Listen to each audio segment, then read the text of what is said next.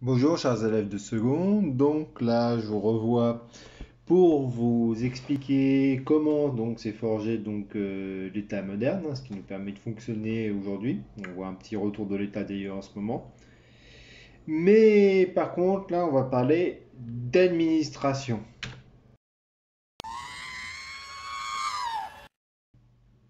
Bon, je plaisantais. Alors, l'administration, c'est quand même ce qui va permettre au pays de fonctionner. On va essayer d'aller vite et de manière efficace, hein, puisque bon, c'est quand même pas le sujet le plus intéressant et le plus sympa à traiter. Donc, l'administration royale, elle va se mettre en place pour contrôler un pays, finalement, comme la France, qui à la base est un pays où il y a un petit sentiment national, mais qui quand même reste très divisé. On a des héritages féodaux, comme dans tous les pays d'Europe, avec des grands seigneurs qui finalement ont des pouvoirs extrêmement importants. Les rois de France, depuis des siècles, quasiment depuis les origines, ils vont essayer justement de casser le pouvoir de ces grands seigneurs en imposant leurs propres serviteurs. Jusqu'à ce qu'on arrive à Louis XIV, qui finalement, cette image-là le montre clairement, hein, c'est une image de propagande, elle était faite au château de Versailles.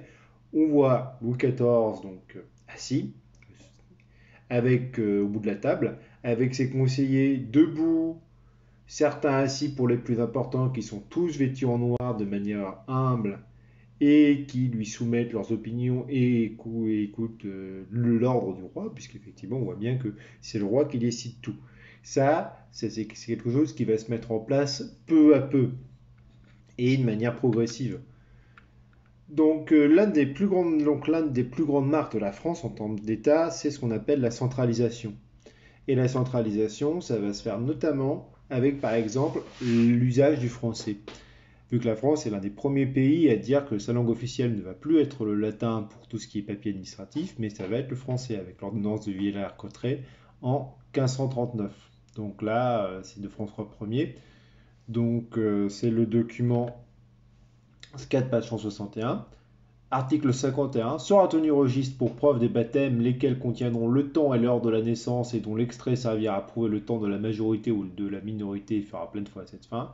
Que les arrêts soient clairs et compréhensibles, et afin qu'on ne doute plus du sens des arrêts, nous voulons ordonnant qu'ils soient faits et écrits si clairement qu'il ne puisse y avoir aucune ambiguïté ou incertitude, ni de raison de demander une explication. Ça, c'est pour pouvoir exactement savoir ce qui se passe dans le royaume et pouvoir contrôler. Article 100, et c'est ce qui nous intéresse le plus, et parce que de telles choses sont arrivées très souvent à propos de la mauvaise compréhension des mots latins utilisés dans l'édit arrêt, nous voulons que dorénavant, tous les arrêtés ainsi que toutes les autres procédures, que ce soit de nos cours souveraines ou autres subalternes et inférieures, ou que ce soit sur les registres enquêtes, contrats, commissions, sentences, testaments et tous les autres actes et exploits de justice qui en dépendent, soient prononcés, publiés et notifiés aux parties en langue maternelle française et pas autrement. Le nous, hein, c'est le nous de majesté, hein, c'est le roi finalement qui dirige tout. Et vous avez donc cette idée que maintenant, tout le document officiel vont être en français.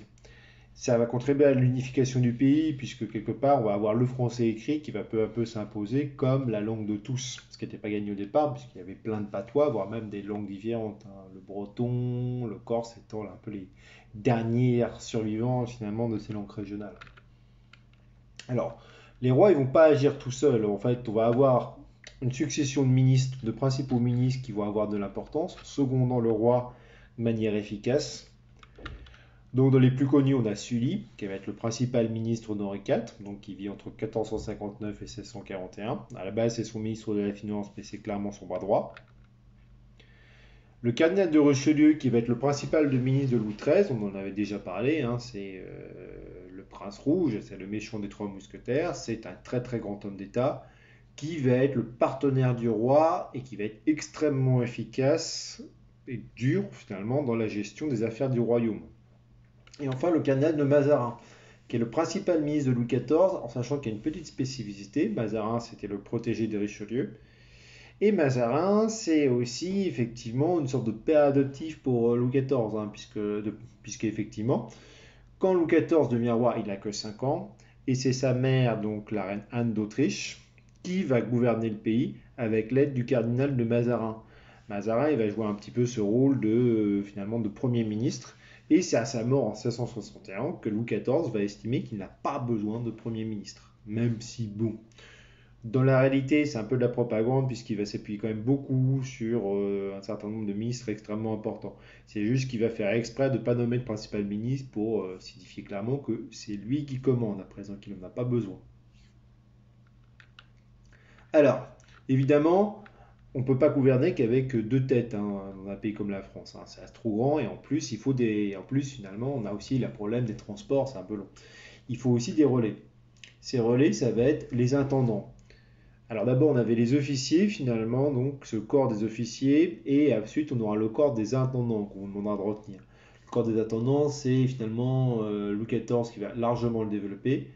Donc ça, c'est le document 6 par 75. Nous avons commis intendant de justice, police et finances entre 10 pays de Provence pour qu'en cette qualité, entrer et prendre séance dans les parlements, assister à toutes les assemblées d'État et de communautés, procéder au règlement à la réforme de la justice selon nos ordonnances, reconnaître si nos officiers font leur devoir en l'exercice et fonction de leur charge, écouter les plaintes de nos sujets, présider aux assemblées des villes, informer de tous désordres et menées secrètes contre les villes, nous renseigner de la façon de vivre des gens de guerre dans les villes du pays, avoir l'œil à la direction générale sur les impôts, leur perception et plus généralement faire pour l'observation de nos ordonnances, touchant l'observation de nos ordonnances, touchant la justice, police et finances. Tout ce qui pourra dépendre de votre charge d'intendant. Louis XIV, commission à l'intendant Lebray envoyé en Provence en 1687. Donc Louis XIV, il va nommer une série d'intendants qui ont pour charge de surveiller tous les officiers royaux et globalement tout ce qui se passe dans le royaume. C'est un petit peu l'équivalent de nos préfets modernes. Mais les intendants répondent directement au roi. Et ils ont pour charge effectivement d'administrer le royaume le plus correctement possible et de rendre des comptes qu'au roi. Donc ce mode de gouvernement il permet une large centralisation, même s'il n'est pas total. On va avoir quelques pays, notamment aux frontières du royaume, dans les régions qui sont restées longtemps indépendantes, qui vont avoir un peu leur propre fonctionnement. Et l'autre difficulté qui se pose, par exemple pour le roi, c'est quand même qu'il peut imposer beaucoup d'impôts, mais il y a une partie de la population qui est privilégiée, qui ne doit pas les payer. C'est les nobles et les prêtres, ce qui va évidemment poser quelques problèmes, puisque je pense que vous le savez déjà.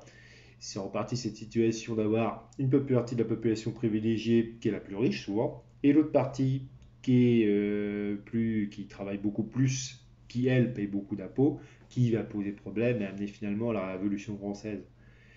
Mais effectivement, on a un royaume qui fonctionne plutôt bien, même si malheureusement, à cause des guerres notamment, il est quasi constamment en déficit.